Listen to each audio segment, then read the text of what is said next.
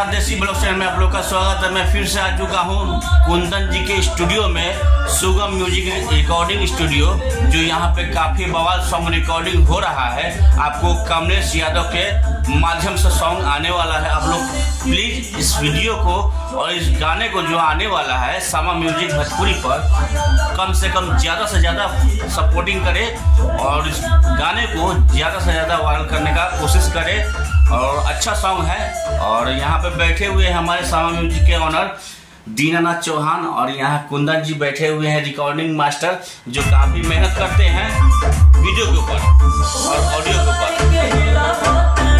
और देख सकते हैं यहाँ पर रिकॉर्डिंग हो रहा है।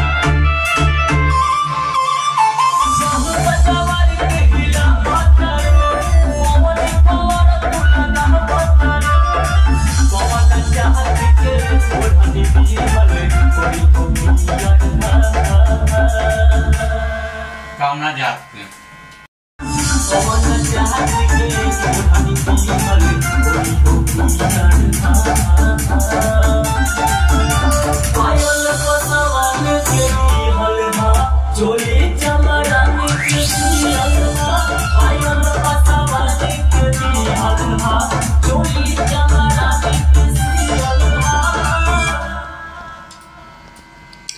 यही हमारे कुंदन जी है जो रिकॉर्डिंग मास्टर है। काफ़ी अच्छा मेहनत करते हैं रिकॉर्डिंग के ऊपर और सिंगर के ऊपर।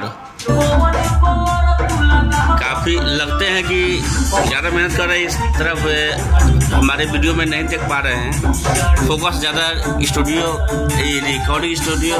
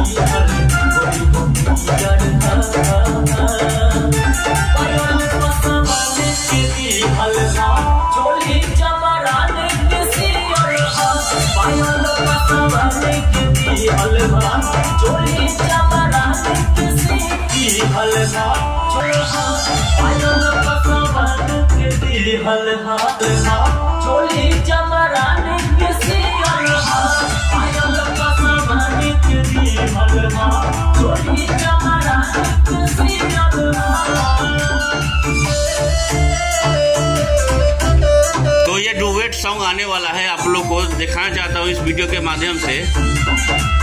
और काफ़ी सपोर्ट बनाए इस वीडियो को और इस गाने को आने वाले को।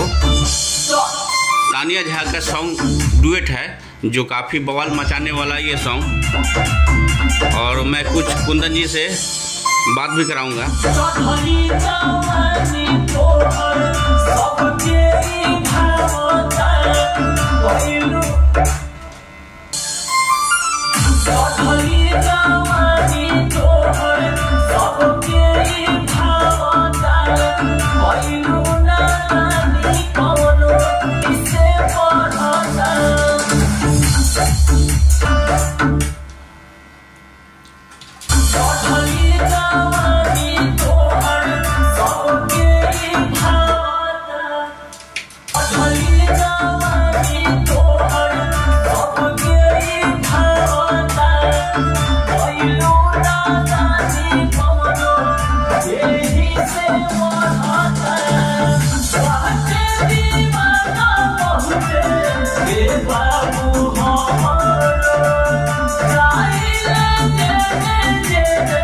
हो जाले झाड़ा